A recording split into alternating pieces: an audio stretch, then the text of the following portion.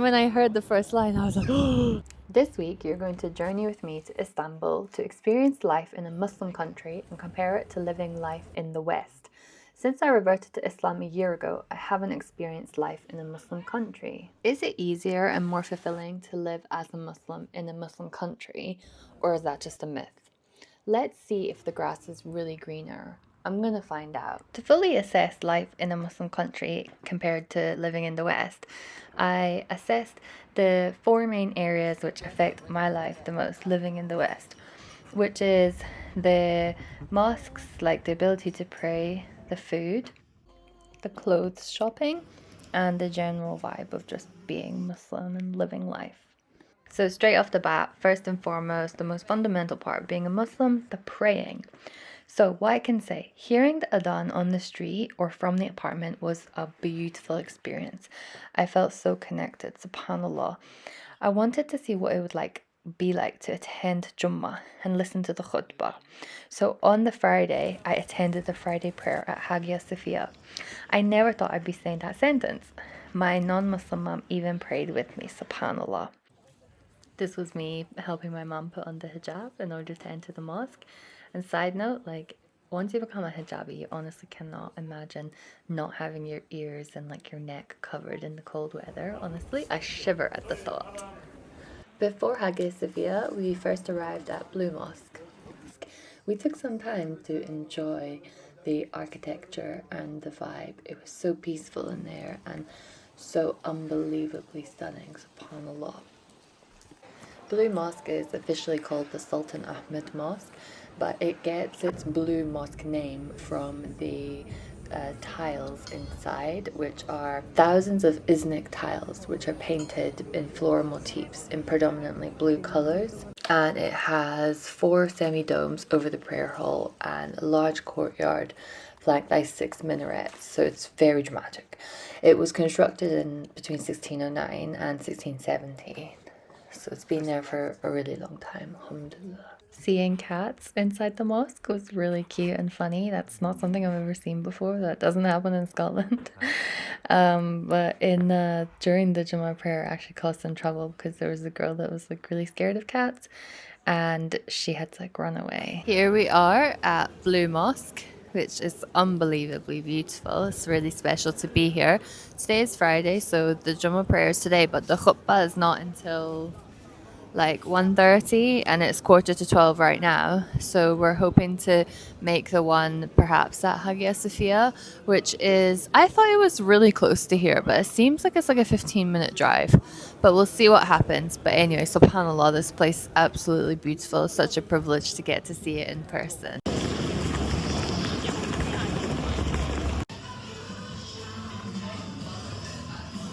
It's actually compulsory to stop for Turkish coffee at every given opportunity between every activity. Bismillah. It's too hot, I can't drink brown. I always get sugar in mine, but I'm so obsessed with Turkish coffee. I can't really get it in Scotland, so I have to drink loads of it here.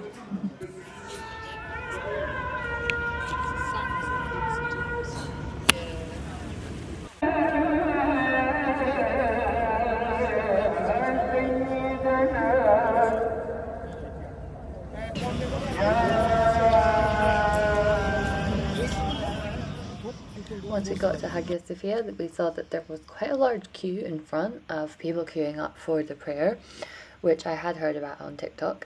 And we got in the queue and it moved pretty quickly, honestly. We probably were only in the queue for maybe 15 minutes. And during that time anyway, we just enjoyed the scenery.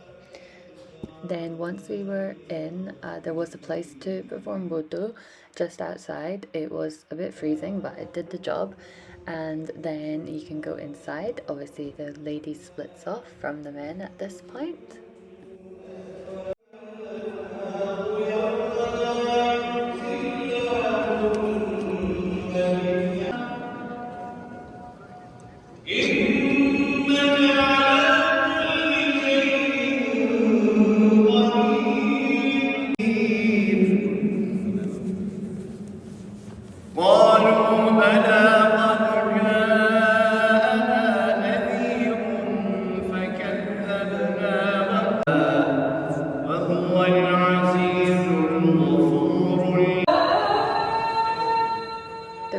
just saw a Christian painting there is because Hagia Sophia was originally a church. It was the last of 3 church buildings to be successfully erected on this site by the Eastern Roman Empire, and it was completed in AD 537, which is just so long ago, like I can't even comprehend. It at the time was the world's largest interior space and among the first to employ a fully pendentive dome. It's considered the epitome of Byzantine architecture and is said to have changed the history of architecture. So it was really, really a special experience to get to be there.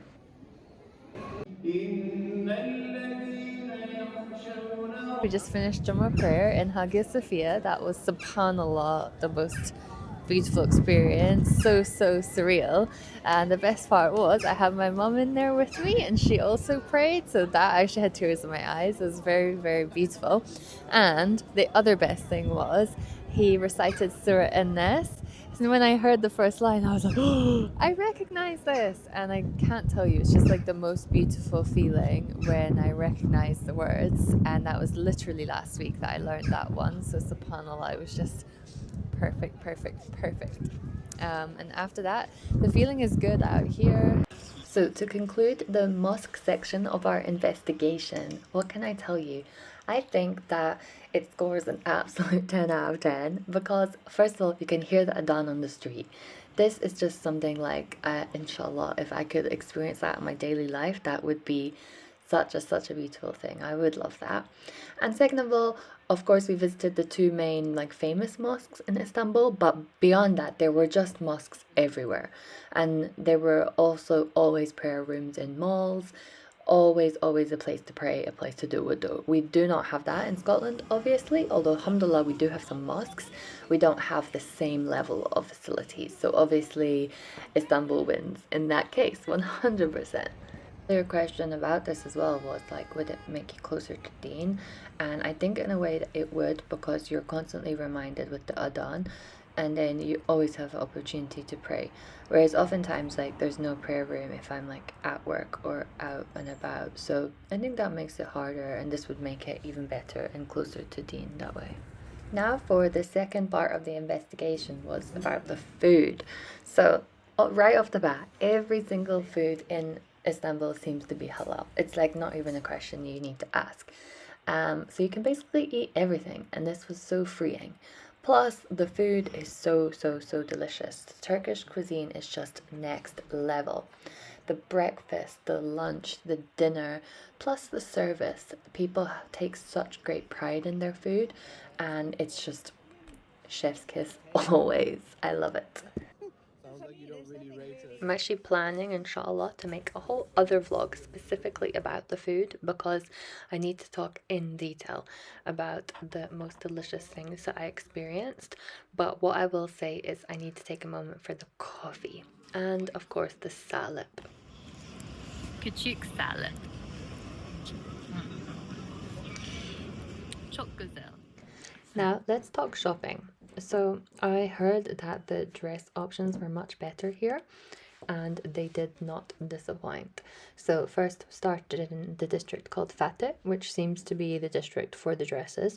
And my favorite part of this was that when you went into the shops, they would say hijab, and you'd be yeah, and then they take you to the dresses that are literally for hijabis. So based on that, I have to say the shopping for clothes in Istanbul, 10 out of 10, and it beats Scotland and the UK and the West a million times, because there are no shops that really cater for that, for modesty here. And I basically gave up on shopping here because it's nothing works because it's all so small and stuff. So the ability to go into a shop and find stuff specifically for hijabis was just amazing, and I will definitely come back for that. Now let's talk general vibes. So I've included a lot of videos of the street pets in this section because I think the way that the Turkish people treat animals really encapsulates the way that they are so kind-hearted. I really enjoyed seeing the dogs look so fat and relaxed, and the cats are everywhere and they're so cute. And I often saw the locals feeding the dogs and feeding the cats, which is really lovely.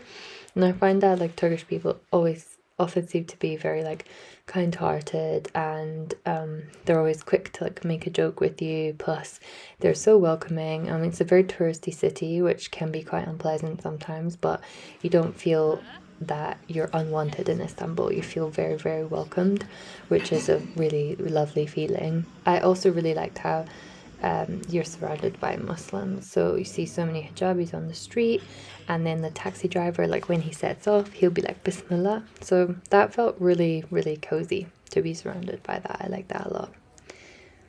And then, so my final conclusions is that, yeah, it is much, much easier, I think, to be Muslim in a Muslim country. And it made me understand some of the difficulties I have here living in the West. And it's really made me want to travel more, to see more Muslim countries in the future, inshallah.